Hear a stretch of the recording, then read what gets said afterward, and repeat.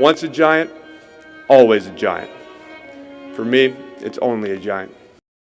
What's going on YouTube? Diggy546. Definitely hit that subscribe button if you're new.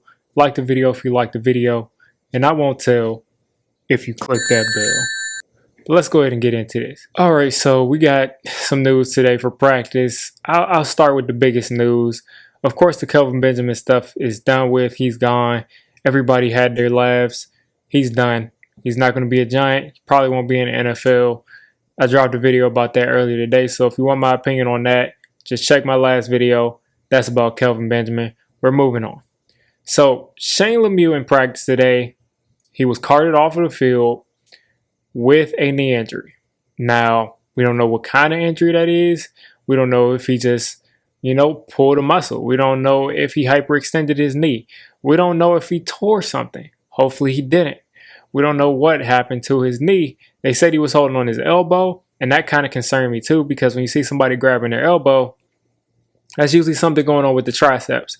Now, I was thinking he probably can come back from a triceps injury, but the thing is, as an offensive lineman, he needs that strength to be able to punch and push at the point of attack. So the triceps was worrying me, and then they said it's his knee. So that could be catastrophic. That could be nothing. So I'm not really going to give any sort of opinion on what happened with him until we know what happened. Obviously, he's going through some tests and some scans and all of that stuff, and we'll probably know tomorrow morning at Joe Judge's press conference before day 3 of practice, actual practice. That'll be day 3 for Joe Judge. So we'll probably know that tomorrow morning. But just looking at this, it just reminds me of months ago when, a bunch of Giants fans in my comments told me that I was crazy because I did not like that pick of Aaron Robinson.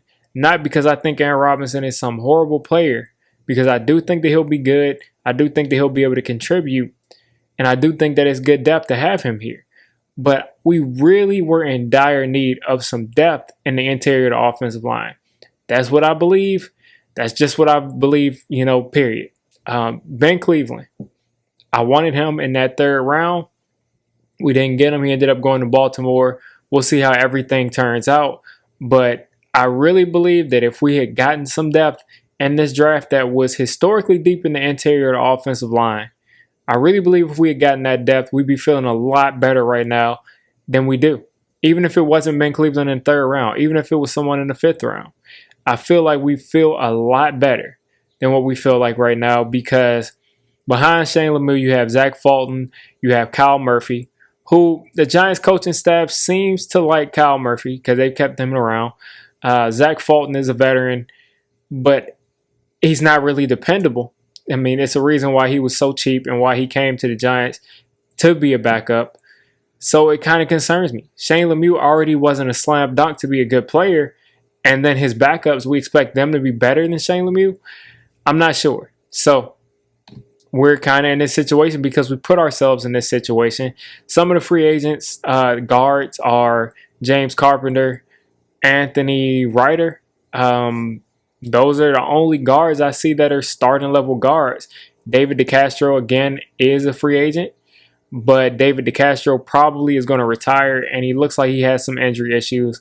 So I wouldn't really depend on David DeCastro to do much of anything for us.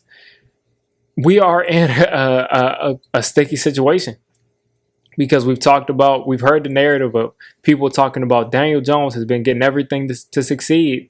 But guess what? It's looking like he might not have. Again, let me get this out of the way. Shane Lemieux could be perfectly fine. And I'm rolling with Shane Lemieux because he's young and he has a potential to get better. These other guys are veterans. Kyle Murphy has a little bit of potential too. He hasn't played much. But we're going to be in a situation where we could have guys who were backups to Shane Lemieux out there and guys who were backups to Matt Perrett. Now, Matt Perrett also has been dealing with some back things. I didn't think it was big, but I saw another report that said he re-aggravated a back injury that he already had in April. So that shows that it's a little bit of a chronic thing. Now, I'm not a doctor. I'm not going to say how it'll affect his play because I don't know how it'll affect his play because I'm not feeling the pain that he's feeling. But it's just something to look out for because we could possibly be out there without two of our, young offensive linemen that we felt confident about as an organization. We could be out there with Kyle Murphy at left guard, Kyle Murphy at right guard, or Zach Fulton at right guard, and probably Nate Solder at right tackle, which makes you really happy that you decided to keep Nate Solder because he can't be as bad as he was 2 years ago, and he's a veteran tackle. Hopefully he can be solid for us. But that offensive line is starting to scare me.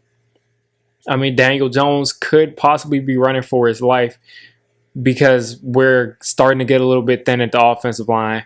I'm thinking that if, fingers crossed, if something is going on with Lemieux to where he cannot play, they'll probably go out and get one of these two guards, James Carpenter or Anthony Ryder, or another guard that's a little bit lesser for depth behind a Zach Fulton or Kyle Murphy. So that'll be interesting to keep an eye on. I was going to come out with a rant video and be angry about it, but I'm kind of over that right now. We didn't take Ben Cleveland. It is what it is. We can only work with what we got. Other than that, Kadarius Toney was working with a trainer today. A lot of people saw him. Reporters were saying they saw him walking onto the field or something like that. Maybe he just was, I don't know. But either way, reporters were saying they saw him walking onto the field and they thought that he would finally practice with the team today. But he's working with some trainers. I guess Joe Judge probably pulled him off the field at the last second. And we didn't see any Kadarius Toney practice highlights because he wasn't out there today. I'm guessing he's very soon. I'm guessing he's coming back in the next coming days. Could be tomorrow. Could be Saturday. I definitely expect him to see him out there by Monday because didn't have an injury. He's just dealing with some, recovery from having the virus.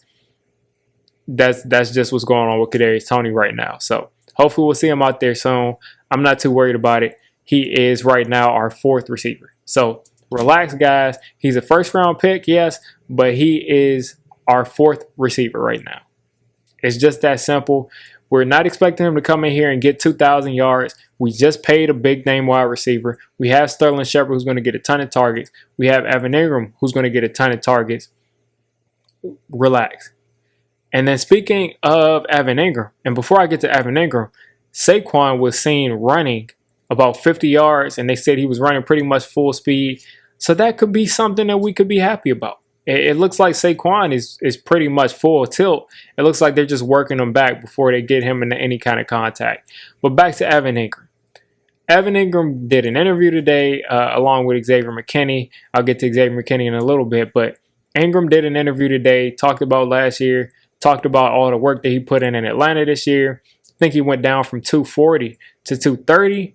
I mean, last year, Evan Engram looked the biggest I had seen in his career. So he decided to cut down that weight again. And he's back to being the, faster, I guess.